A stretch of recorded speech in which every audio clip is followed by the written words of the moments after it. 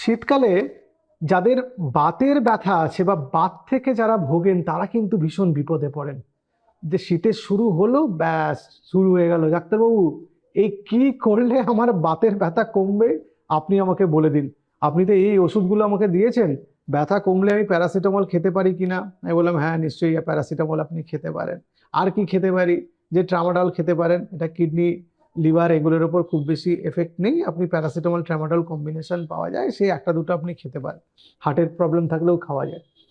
কিন্তু ওষুধ যদি আপনাকে অ্যাভয়েড করতে হয়, প্রয়োজন হলে নিশ্চয়ই আপনাকে ওষুধ খেতে হবে, কিন্তু ওষুধ যদি আপনাকে কিছুটা এড়িয়ে চলতে হয় তাহলে আপনাকে কিছু পরিবর্তন করতে হবে, জীবনশৈলীতে পরিবর্তন করতে হবে, এবং সেটা শীতের আগে থেকেই করতে হবে। কিন্তু শীত চলে এলো একবার আর আপনি জীবনশৈলীর পরিবর্তনের কথা ভাবতে শুরু করতে করতে শীত পেরিয়ে যাবে, ফলে আপনার আর গাঁটের ব্যথা, গায়ে ব্যথা এবং বাতের ব্যথা কোনোটাই কমবে না। চলুন আজকে আমরা এই ব্যাপারটা নিয়ে একটু ছোটখাটো আলোচনা করি। নমস্কার, আমার নাম ডক্টর এস এ মল্লিক, আমি একজন ফিজিশিয়ান। আমি বিভিন্ন অসুখ নিয়ে আপনাদের সঙ্গে আমি আলোচনা করি, আপনাদের জানাই এবং চেষ্টা করি একটা জন সচেতনতা তৈরি করতে। এবং এরকম অনেক ভিডিও আমরা বানিয়েছি আপনাদের অনুরোধে। আজকে আপনাদের অনুরোধেই বাতের ব্যথা কিভাবে শীতকালে কমাবেন সেই ব্যাপারে আলোচনা করতে এসেছি। প্রথম কথা আপনাদের বলি যে শীতকালে বাতের ব্যথা কেন বাড়ে বা জয়েন্ট পেন কেন বাড়ে। আসলে কি হয়, যখন ঠান্ডা পড়ে আমাদের বডিটা ওই উইন্টার সিজনের জন্য যে ঠান্ডা পড়ছে, এনভায়রনমেন্টাল টেম্পারেচার পড়ছে, তার জন্য হাইপার সেন্সিটিভ হয়ে যায়। এবং রক্তবাহগুলো যেগুলো থাকে জয়েন্টে, তারা তো বিভিন্ন রক্তবাহগুলো বিভিন্ন জয়েন্টে তারা রক্ত সরবরাহ করছে, এবং রক্ত সরবরাহ করার জন্য জয়েন্টের মধ্যে নিউট্রিয়েন্টস যাচ্ছে, পুষ্টি দ্রব্য, অক্সিজেন পৌঁছচ্ছে। এখন কোনোভাবে যদি আপনার মনে করুন বাড়িতে যে জলের লাইন আছে, জলের লাইনে যদি ব্লক হয় তাহলে কি কলে যতটা জল পড়ার কথা ততটা জল পড়ে? ততটা তো পড়ে না, সরু হয়ে জল পড়ে। তখন আপনি ডাকেন প্লাম্বারকে, যে ক্লিন টিন করতে হয়, তারপরে আবার নর্মাল হয়ে যায়। আমাদের শরীরের যন্ত্রগুলোও তাই। এই যে বাতের ব্যথা শীতকালে বাড়ে তার অন্যতম কারণ হচ্ছে ভেসো কনস্ট্রিকশন, রক্তবাহগুলো সংকুচিত হয়ে যায়, ফলে রক্ত জয়েন্টগুলোতে যতটা পৌঁছানোর কথা ততটা পৌঁছয় না, খাদ্য উপাদান এবং অক্সিজেন পৌঁছয় না। তাতে কি হয়, শুধু যে খাদ্য উপাদান অক্সিজেন পৌঁছচ্ছে না তা নয়, কিন্তু আপনার জলও কম পৌঁছচ্ছে। রক্তের মেন উপকরণ তো জল, সেই জলও কম পৌঁছচ্ছে। তার জন্য জয়েন্টের মধ্যে যে ফ্লুইড আছে, সাইনোভিয়াল ফ্লুইড বলে, তার মধ্যে একটা পর্দা থাকে সাইনোভিয়াল মেমব্রেন, তার মধ্যে জলীয় অংশ থাকে সাইনোভিয়াল ফ্লুইড, সেটা থকথকে হয়ে যায়, তার ভিসকোসিটি বেড়ে যায় এবং তার জন্য স্টিফনেস বাড়ে। এবার ঠান্ডা পড়লে মাসেলগুলোর স্টিফনেসও কিন্তু একই কারণে বাড়তে থাকে, যতটা স্ট্রেচিং হতো তার থেকে কম হয়। তাহলে আমাদের শীত পড়ার আগে থেকেই একটু সতর্কতা অবলম্বন করে ফেলতে হবে, কিন্তু না হলে কিন্তু একবার ব্যথা যদি শুরু হয়ে যায়, ব্যথা কমতে কিন্তু বেশ কয়েকদিন টাইম লাগবে। এবারে আমরা এক এক করে রেমেডি নিয়ে কথা বলি। গরম সেক দেওয়াটা জয়েন্টের ব্যথা কমানোর ক্ষেত্রে খুব গুরুত্বপূর্ণ ভূমিকা পালন করে, বিশেষত শীতকালে। যখন গরম সেক দেওয়া হয় তখন রক্তবাহগুলো প্রসারিত হয় এবং তার জন্য জল বলুন, পুষ্টিদ্রব্য বলুন, অক্সিজেন বলুন আবার জয়েন্টে পৌঁছতে আরম্ভ করে। তার জন্য ব্যথা কমতে আরম্ভ করে, কারণ ওই জয়েন্টের মধ্যে যে সাইনোভিয়াল ফ্লুইড থাকে, সাইনোভিয়াল ফ্লুইডটা থকথকে থেকে আর একটু জলীয় হয়ে যায়, মানে তার ঘনত্ব কমে আসে, ফলে ইজিলি মুভ করতে পারে জয়েন্টের মধ্যে হাড়গুলো, সেই জন্য ব্যথা কমে। 2 নম্বর, আপনি গরম জলে স্নান করতে পারেন। এই একই মেকানিজম, গরম শরীরের মধ্যে পড়ছে, তার জন্য আমাদের জয়েন্টের মধ্যে রক্ত সরবরাহ বেড়ে গিয়ে কমতে পারে আমাদের ব্যথা। 3 নম্বর, হলুদ খেতে পারেন আপনি। হলুদ মানে রঙের কথা বলছি না, হলুদ মানে যে আমাদের বাড়িতে ব্যবহৃত হয় রান্নার কাজে, সেই হলুদের কথা বলছি। এর মধ্যে কার্কুমিন থাকে, এটা একটা স্ট্রং অ্যান্টি ইনফ্লামেটরি এজেন্ট। এই কার্কুমিন কিন্তু আমাদের জয়েন্টের ব্যথা কমাতে সাহায্য করে। আমাদের যে কোনো ব্যথাতেই একটা ইনফ্লামেশন কাজ করে, কিন্তু অস্টিওআর্থ্রাইটিসের যে ব্যথা সেটা ফ্রিকশন, টিয়ার এগুলোর জন্য ব্যথা হয়, ওখানে ইনফ্লামেশন হয় না। কিন্তু তা সত্ত্বেও দেখা গেছে হলুদ খেলে ব্যথা কমে, কারণ পেইন যে পাথওয়ে, সেটা তো একটা ইনফ্লামেটরি পাথওয়ের মতোই, সেখানে কিছু কেমিক্যাল মিডিয়েটার্স থাকে ইত্যাদি। কার্কুমিন সেটাকে শান্ত করে এবং তাতে দেখা যায় পেইন অনেকটা কমে, ব্যথা অনেকটা কমে। আদা একটা গুরুত্বপূর্ণ উপাদান। আদার মধ্যে জিঞ্জারল থাকে, তার মধ্যে অ্যান্টি ইনফ্ল্যামেটরি প্রপার্টি আছে। ওই একই কারণে ইনফ্ল্যামেশন কমার জন্য জয়েন্টের ব্যথা কমে। এবার হলুদ আদা কিভাবে খাবেন, যে যেভাবে খেতে পারে। কেউ দুধে মিশিয়ে খাচ্ছে, কেউ রান্নার মধ্যে একটু বেশি হলুদ মিশিয়ে দিচ্ছে, কেউ কাঁচা হলুদ খানিকটা নিয়ে সকালবেলা চিবিয়ে খেয়ে নিচ্ছে। আদা আদা আপনি চা খেতে পারেন, আদার কুচি খেতে পারেন, আদা রান্নাতে ব্যবহার করতে পারেন। আদার অনেক রকম ভাবে ব্যবহার করা যায়, সেটা আপনারা নিশ্চয়ই ভালো করেই জানেন যে যে যেভাবে খেতে পছন্দ করবেন সেভাবে খেতে পারেন। এবার এই মশলাগুলো তো খুব পটাশিয়াম রিচ মশলা এগুলো। যাদের কিডনির সমস্যা আছে তারা একটু ভেবে দেখবেন, তারা পেন কিলার খেতে পাচ্ছেন না বলে আদা হলুদ ইত্যাদি যত ইচ্ছা খাচ্ছেন, তাতে পটাশিয়াম বেড়ে যাওয়ার সম্ভাবনা আছে।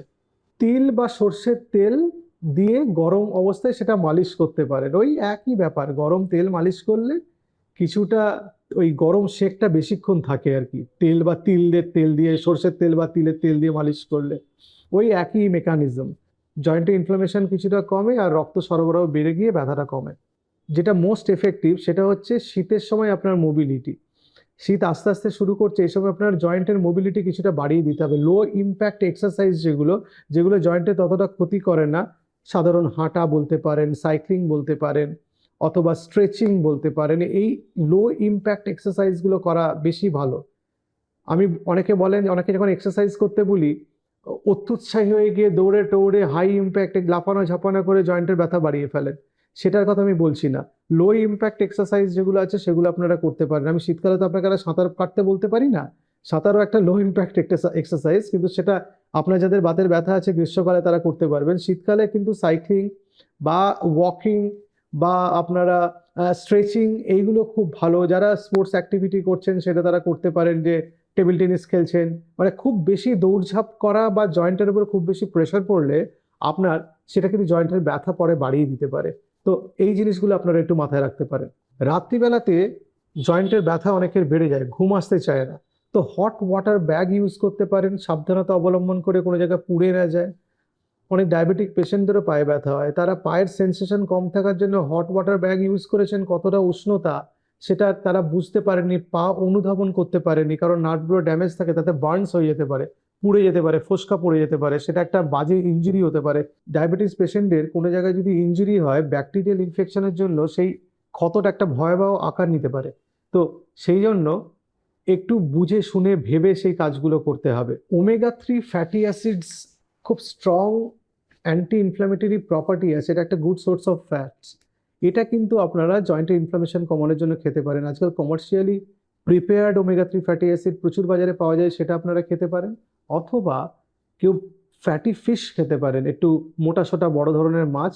এবং আমরা জানি যে বিভিন্ন ধরনের বীজ এবং বিভিন্ন ধরনের বাদাম, এগুলোর মধ্যে ওমেগা-3 ফ্যাটি অ্যাসিড থাকে, তো সেগুলো খেলে আমাদের জয়েন্টের ইনফ্লামেশন কমবে। এপসম সল্ট, এটা দিয়ে জলের মধ্যে দিয়ে সেখানে পা চুবিয়ে বসতে পারেন বা জয়েন্টে সেখানে শেক করতে পারেন। এর মধ্যে ম্যাগনেসিয়াম থাকে, এই ম্যাগনেসিয়াম স্কিনের মধ্যে দিয়ে চলে যায়, রক্তবাহগুলোকে প্রসারিত করে, প্লাস জয়েন্টের ইনফ্লামেশন কমায়, শেক হিসাবে কাজ করে। তো যাদের জয়েন্টের ব্যথা এবং ইনফ্লামেশন বহুদিন ধরে চলতে থাকছে তারা এপসম সল্ট ব্যবহার করতে পারেন। এই নিয়ে অনেক ভিডিও আছে ইউটিউবে, সেটা আপনারা দেখে নেবেন কিভাবে ব্যবহার করবেন। কিন্তু ওই একই জিনিস আমি বলতে চাই যে অত্যন্ত উষ্ণ জলে আপনি যদি শেক করেন, জয়েন্টের ইনফ্লামেশনের জন্য জায়গাটার নার্ভ এন্ডিংসগুলো অতটা উষ্ণতা বুঝতে নাও পারে, সেটা পুড়ে যাওয়ার সম্ভাবনা আছে। সেই জন্য এমন টেম্পারেচারের জল ব্যবহার করতে হবে বা উষ্ণতা ব্যবহার করতে হবে যাতে বার্নস না হয় বা পুড়ে না যায়। শীতের সময় আপনি যদি গরম জল পান করেন তাহলে দেখা যায় যে শরীরের বিভিন্ন ইনফ্লামেশন কমেছে এবং আপনার হজম শক্তি বৃদ্ধি পেয়েছে এবং কিছুটা এনার্জাইজডও লাগে। বয়স্ক মানুষরা শীতকালে যারা ভীষণ কাবু হয়ে পড়েন শীতের জন্য, তারা অ্যাক্টিভিটি কমিয়ে দেন, তাদের জয়েন্ট পেন ইত্যাদি অত্যন্ত বেড়ে যায়। তারা যদি গরম জল সেবন করেন, অনেকে শুধু বলছেন গরম জল কি করে খাবো, আমি চা খেতে পারি। হ্যাঁ, সারাদিন আপনি চা খেতে পারেন। একজন প্রাপ্তবয়স্ক মানুষ সারাদিনে 930 মিলিলিটার চা পান করতে পারে, মডারেট ডাইলুশনে লাল চা মানে লিকার টি। এবং সেই 930 যদি আপনি ধরেন, এবং আমাদের বাড়ির যে মাঝারি মানের কাপ হয় সেই কাপটা প্রায় 6 থেকে 7 কাপ চা, মানে সারাদিনে আপনি পান করতে পারেন শীতকালে। যাদের ঘুমের ব্যাঘাত হয় তারা এটাকে অ্যাভয়েড করবেন। এক কাপ, আমি বলি যে 1 কাপ গ্রিন টি খান, 1 কাপ কফি খান, 4 কাপ আরও চা খান, তাতে আপনার এনার্জি ভালো থাকবে। শুধু জল খেতে অনেকে পছন্দ করেন না, কিন্তু শীতকালে অনেক সময় ডিহাইড্রেশন হয়, সেটা থেকে কিছুটা বাঁচতে পারবেন। প্লাস জয়েন্টের ইনফ্লামেশন কমাবে এবং আপনার মোবিলিটি থাকতে আপনাকে উৎসাহ দেবে। হিটিং প্যাড প্রত্যেকদিন ব্যবহার আপনি করতে পারেন, কিন্তু যদি দেখেন আপনাকে প্রত্যেকদিন হিটিং প্যাড ব্যবহার করলে তবেই ব্যথা কমছে, তার মানে অন্য কিছু একটা হচ্ছে। তাহলে যে ব্যথাগুলো পুরনো, যে ব্যথাগুলো হঠাৎ করে হয়েছে, যে ব্যথা লাল হয়েছে জায়গাটা, যে ব্যথাতে জ্বর আপনার আসছে, যে ব্যথাটা ইনজুরির পরে হয়েছে, এগুলো বাড়িতে বসে ঘরোয়া উপায়ে নিরাময় করতে যাওয়াটা মূর্খামি হতে পারে। সেই জন্য আপনার ডাক্তারবাবুর কাছে যাওয়ার প্রয়োজন আছে এই সব ক্ষেত্রগুলোতে। আজকাল ওয়ার্মার বেড পাওয়া যায় বা হিটিং বেড পাওয়া যায়, যে বেডটা শুয়ে থাকলে সেই বেডটা তোষকের মতো, সেটা গরম হয়। তাতে অনেক বয়স্ক মানুষ যাদের হাইপোথার্মিয়ার চান্স থাকে এবং বাতের ব্যথাতে ভোগেন, তারা ওই টেম্পারেচার রেগুলেটেড এরকম বেড পাওয়া যায়, সেগুলোতে ঘুমোতে পারেন, তাতে অনেক আরামে তারা ঘুমোতে পারেন। ওই একই জিনিস বলি, ইলেকট্রিকিউশনে, ফায়ার অ্যাক্সিডেন্ট অথবা কোনো জায়গায় বার্নস, সেটা আপনাকে অ্যাভয়েড করার জন্য যা যা প্রিকশন নেওয়ার নিতে হবে। যেটা আমরা খুব অ্যাভয়েড করতে পারি চাইলে, সেটা হচ্ছে ঠান্ডা মেঝেতে হাঁটা। আসলে কি হয়, আমাদের যখন ঠান্ডা মেঝেতে হাঁটি, পায়ের নিচে যেহেতু মেঝেটা খুব ঠান্ডা এবং বডির একটা টেম্পারেচার থাকে, দুটোর মধ্যে উষ্ণতার তফাৎ থাকে, তার জন্য হিট রেডিয়েশন অনেক ফাস্ট হয়ে যায় এবং জয়েন্টের যে রক্তবাহগুলো সেগুলো কনস্ট্রিকশন খুব ফাস্ট হয়, সেজন্য পায়ে ব্যথা ইত্যাদি অনেক বেড়ে যায়।